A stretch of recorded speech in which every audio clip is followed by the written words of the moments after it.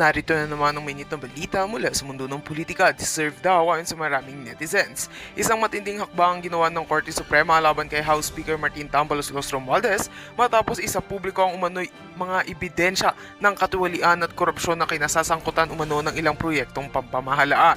Ayon sa inilabas na pahayag, layon ng Korte Suprema na ipakita ang kanilang paninindigan para sa transparency at pananagutan sa gobyerno. Sa inilabas na dokumento, nakapaloob umano ang mga record ng pinaghihinalaang irregularidad sa paglalaan ng pondo at mga kontratang pinagkakakitaan ng malalaking halaga.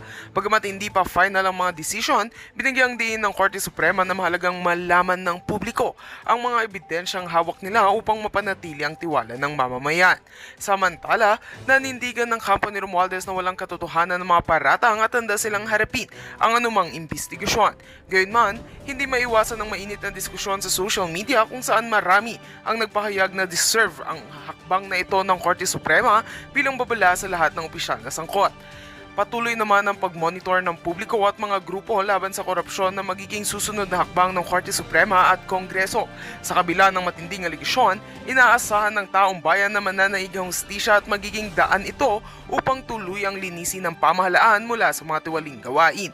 At yan nga ang mga balitang ating pagkakatutukan, at kung bago ka pa lamang sa aking channel ay huwag kakalimutang mag-like, share and subscribe para updated ka sa mga bagong balita dito sa Tatak Pinas.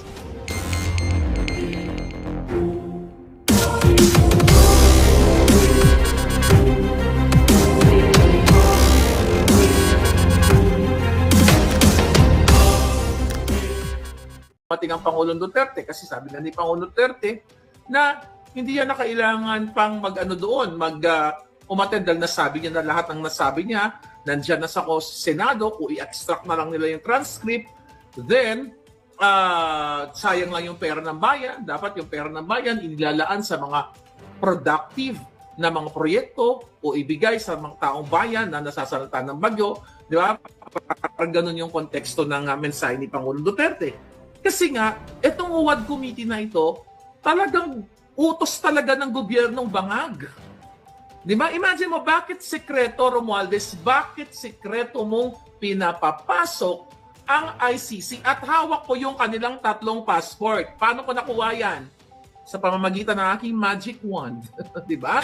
So these are legitimate information na kahit anong gawin yung mga hinayupak kayo, Tambalos-Los, Lisa Tanas, Marcos Jr., hindi kayo makakalusot dahil hindi lahat ng nasa immigration, hindi lahat ng nasa hotel, hindi lahat ng Pilipino kaya yung takot-takutin o kaya yung sungal-ngalan yung bunganga nila. May lalabas at one day, mananagot kayong lahat.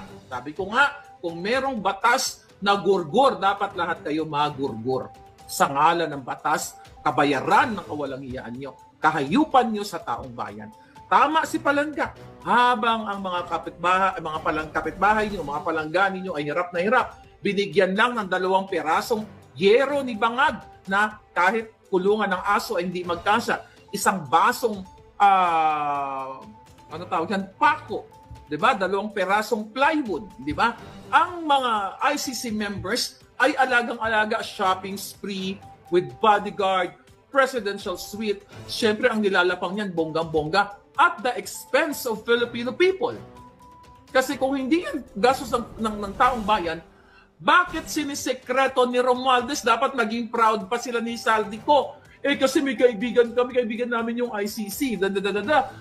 Kaibigan namin sila ng bonggang-bongga accommodation. But again, hindi po pwede yun kasi pag inilabas nila, yung pag pinablik nila, ibig sabihin ng mga palangga, talagang yung kitang-kita, kahit hindi nila ilabas, alam nyo na ang alignment o yung target o yung goal nitong mga putang inang tong Malacanang na mga adictos benedictos ay susugin, pahiyain, ikulong, gurgurin o kung anuman ang mga Duterte. Oh. Ano? Wala na tayo. Mali ba si Marlica? Sagot, mga putang ina ninyong mga double agents. Nagkamali ba? Nakidnapin ang Pangulong Duterte o ikulong? Hindi ba nakakulong ang Pangulong Duterte dahil sa putang inang Marcos Jr. At ngayon sabi ng Team Alpotera ay what do you call that? purihin natin si Bangag Jr. dahil pinaimbestigahan na yung 15 na contractors. Imagine mo kung yan ay tunay na maka-Duterte, kahit anong gawin ni Bangag at ni Lisa at ni Tambaluslos, umikot-ikot, alam mo, pinakidnap si PRRD na tinawag natin Tatay Digong, hindi mo bibigyan ng kahit isang tuldok na papuri, yung putang inang Marcos addict na yan. Pero dahil maraming sa kanila ay double agent, nakikinabang dyan kay Mangga sa mga Marcos, kaya ang ginagawa nila ay deflection and projection para i-gaslight kayo o i-manipula kayo. Kayong mga totoong nagmamahal sa bayan at kay Pangulong Duterte dahil iba nga sa inyo, nagpapaniwala lang sa mga short clip to destroy Maharlika. But they're not gonna win, darling. Kaya Maharlika, go for the gold. Yung sa ICC eh. Diba? Taliwas sa sinasabi ni Bangag na hindi tayo babalik sa ICC. Hindi na tayo miyembro dyan. Diba? Hindi na. Bakit sikretong pinapapasok? Although they can come in and out sa bansa, they can have fun, travel, emote, drama, kung ano man ang gawin nila. But not to this extent na pasikreto ng ginagawa ng Speaker of the House. Okay? Speaker ng mga bangag, speaker ng mga kawatan dyan, na itatago, isa-shopping, di guardian, everything, habang kayo, magdusa kayo ng mga nasalanta ng bagyo sa isang basong pako para pagdugtong-dugtongin ang mga bahay ninyo dahil ayaw nyong mag-speak update sa mga hinayupak na ito. Now what? Grabe, galit na galit ngayon nag-send sa atin. Ay, sabi niya, nakakagalit. Sabi niya, it's infuriating. Okay? That while our people are suffering from Typhoon Christine, those ICC members are feathering their nest, enjoying luxurious accommodations and services. Martin Romualdez invests quite a lot of money to serve the ICC team, which, nabasa ko na pala to. Okay, and Romualdez is secretly arranging operations with ICC, though our country didn't join. Ito na nga, nabanggit niya. ICC and Bangag recently also claimed that our government will not cooperate the investigation of ICC. Sabi niya, ano ang ginagawa nila dito, Miss Maharlika? Sabi niya, is a waste of money and betrayal of public trust, and it should be alerting to the public. Kaya ina-alert ko kayo mga palangga. Ngayon, sabi pa nga niya sa akin, Miss Maharlika, in case you don't know, Midas Hotel where the ICC... I stand corrected. Tingnan mo, mali ako dun sa hotel. Ang sabi ko, Raffles, di ba? Midas Hotel where the ICC members hold their meetings is owned by Elizaldico. So yung Midas pala pagmamayari niya, hindi yung Raffles. Sorry naman. Sabi niya, Miss Maharlika, ito po yung kanilang 3 passport. Ayan, ito ang passport nila. Sabi niya, I hope makatulong po yan para alam niyo sa taong bayan, please just don't share. Ganyan. Okay? Mirko, binura ko na. Tapos meron siya sinasabi dito, hindi ko lang alam kung sino siya kasi tinext ko siya eh. Sabi niya, I should also mention that ST is deeply involved in this matter. I don't know kung ST stands for Senator Trillanes. Ito. Yeah. I don't know kung sinong ST o, I'm not sure yet. Kasi alam ko, si Trillanes in 2023, talagang involved, pinataasan na talaga ni Lisa Tanas na i-escortan yan o alalayan yung mga ICC na yan.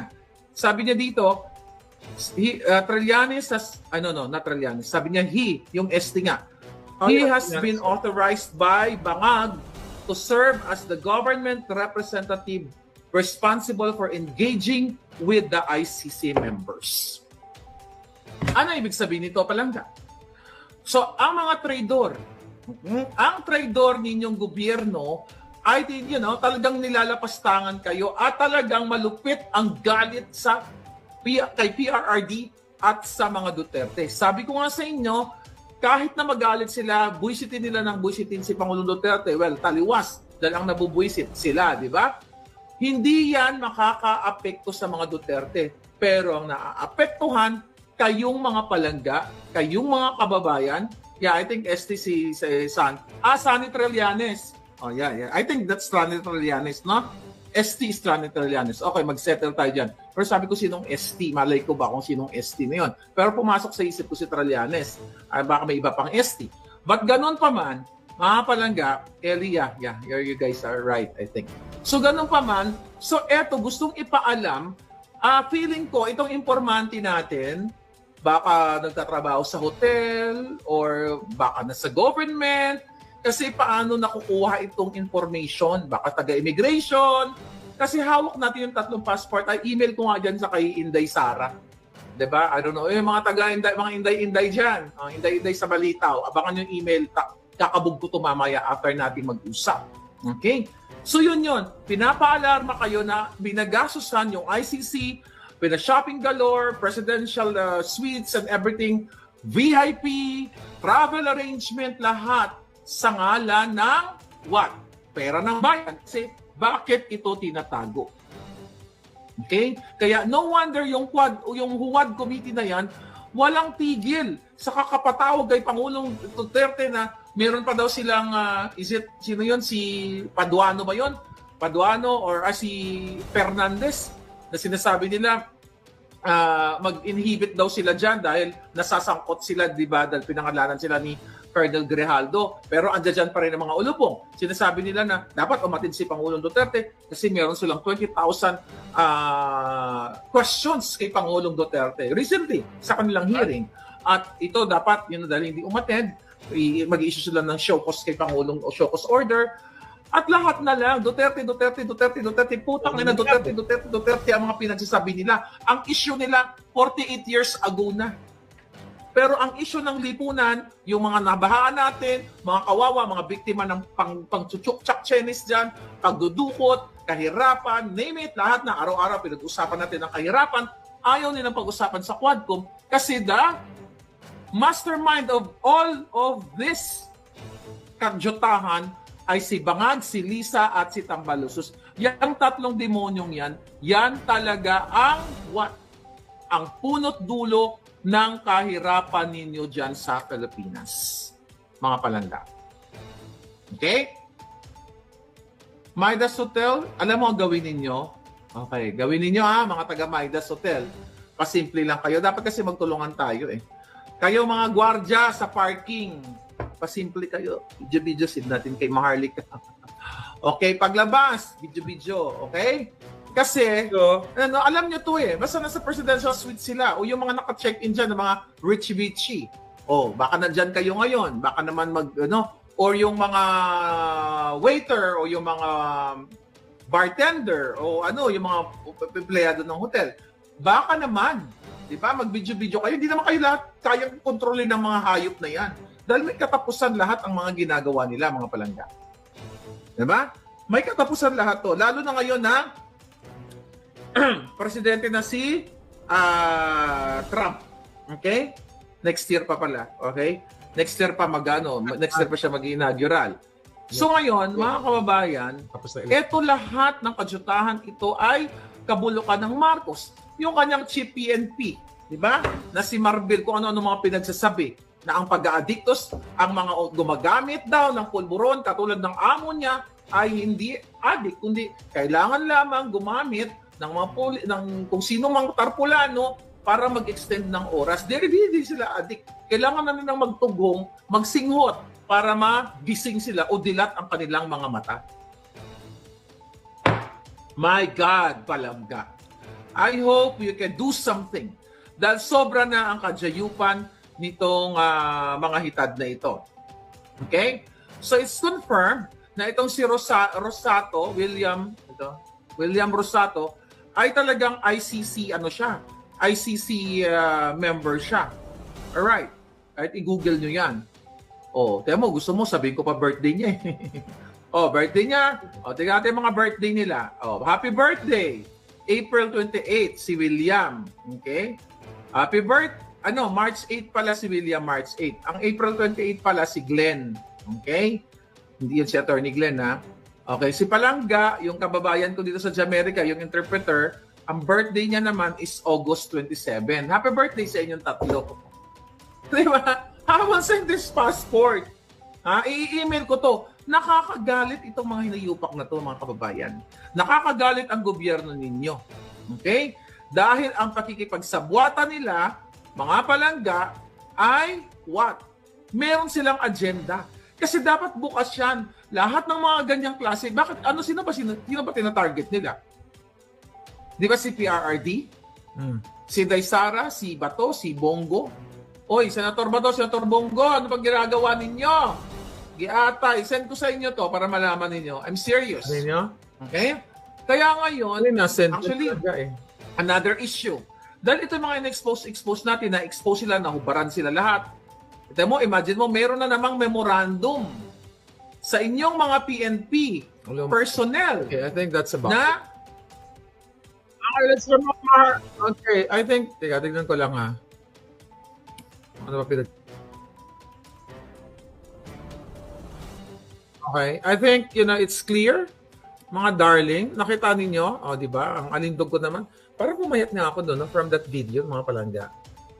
Email mo kay Senator. Alam na yun, meron na silang kopya, pati si Office of the Vice President. Meron na sila niyan. Passport. Na-forward na natin lahat yan dati pa. So, I hope magagamit yan. Yung mga passport na pinakita ko kanina sa inyo. So, yan yun. May nag-comment kanina na yung isa sa team Alpotera ay umamin na gumagamit ng cannabis, ng Mary Jane. Tama ba? Okay, may nag-comment kanina dyan. Okay, tignan natin ang nag-comment. Saan ko pinicturean yun? Dito. Ito. Okay, lagot.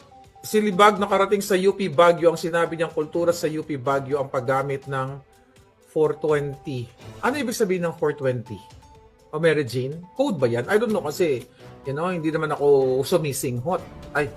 Humihit-hit. Actually, ang Team Alpotera, meron talaga silang miyembro na humihit-hit. Alright? Pero, tsaka na lang i-reserve muna natin yon kasi pag nag-ingay-ingay yung babaknit na yan, ilalabas ko yung video na humihit-hit siya. Siya naman nag-utos sa akin na videohan ko siya eh. Oh my God! May idea na ba kayo? Kaya, tignan ninyo. Marijuana 420. I just don't what is a code? Code pala yan. Kita mo, alam na alam nila. So ngayon, sino ngayon ang... Kaya sila, hindi nila binaboljack pala ng gusto ito si Bangag dahil mga addictos sila. Di ba? Topic kanina hindi ako nakapanood ng topic nila Mahal na Reyna kanina dahil busy-busyan ako. So nakita mo, kaya ayaw nilang puruhan, chongkean daw. Di ba? Ngayon, ako kasi ang issue ko, yan, imbestigahan yan sa Senado. Huwag niyo akong pipilitin. Di ba? Siguro may idea na kayo. Yung sa Team Alpotera, nasa likod nila na kumakampi, na alam din yan na si Dina Arroyo ay Addictos Benedictos. Huwag mo ako subukan palangga. Although tahimik naman siya ngayon, sige lang, hindi siya nagsasalta, behind the scenes siya. Baka gusto mo, di ba? Pinasuot mo sa akin yung Ray-Ban ko. Yung aking spy camera. Para videohan kita habang sumisingot ka at bangag na bangag. Ay, na sumisingot. No, nalilito ako. Humihit-hit. Huwag niyo akong pilitin. Pero hindi, takot din tong isang to eh. Huwag niyo akong pilitin. Kayo ang may utos nun. Nananahimik. We had so much fun in The Hague. Okay? We had so much fun. Nakita ko sila kung paano sila humithit. Huwag niyo ako sinamatas. Ito ngayon, may umami na humihit-hit sila. Actually, sa Netherlands, okay lang humithit doon kasi actually wala naman siyang pananagutan doon, yung mga humithit doon. Dahil legal doon sa Netherlands yung paghit-hit ninyo. Okay? Wala akong problema doon. Walang anon. Kaya lang, huwag niyong i-deflect o i-project sa akin yung mga kapotahan ninyo. Ngayon, may umamin sa kanila, nag-a-addict ng Mary Jane. Bawal yan dyan sa batas. Sa Pilipinas, wala pa tayong batas, hindi pa na-legalize. Actually, kahit magsingot ako, let's say for example, gusto kong mag-hit-hit dito sa California, wala akong pananagutan dahil legal yun. Pero hindi naman ako nagsisinghot. Hindi ako nag-hit-hit. Di ba? Huwag niyo ako inaamon-amon. Baka hubaran ko kayong lahat. 4 tayo doon. Dalawang witness doon sa nakagpakita ng pototoy ni PRRD. Di ba, Grace? Di ba? Mag-witness ka na. Oh, huwag mo na ipagtanggol si Alpot or else silalabas ko yun. Di ba? Ikaw nag-utos sa akin yun eh, putang ina. Huwag kayong putang ina. Oh, sige nga. Asan ang Ray-Ban ko? Ang ina nyo ha. Gusto nyo yung demo ko ha? Dali lang. Oh. You wanna see my Ray-Ban, darling? Oh, nananahimik ako. Oh, nandito ang ebidensya. Nandito, see this Ray-Ban? Gusto mo ipa-on ko to. Ay, wala itong battery pa lang. Bakit ganon? Oh. See this Ray-Ban? Siya lang ang makakapagsabi. Alis dyan. Di ba? Siya lang ang makakapagsabi. Ito ang tanging ebidensya na naka-witness ng lahat. Oh. Oh, kita nyo yan? Oh, nakita nyo? Oh. Huwag nyo na pagtatanggol si Alpotera. Mag-witness ka na kasi, Gracia, na pinakitaan ka rin ng maselang bahagi ni PRRD. Tapos yung tulong-tulong kayo kay Maharlika, gagawa kayo ng kwento, bayaran ni Tambaluslos. Ayan, pinakita ko na sa inyo. Gusto nyo ba ilabas ko Ray-Ban? Baka pag nilabas ko ang Ray-Ban, mataranta kayo. Eh, may ano naman yon. Meron namang bas-bas na sinabi nyo, na videohan ko kayo. Oh, wag ganon. Wag si Maharlika. Agent 007, 007. Ano, Gracia, deal tayo? Sige nga. Mag-witness ka pag kinasuhan na si Alpotera or ilalabas ko video mo.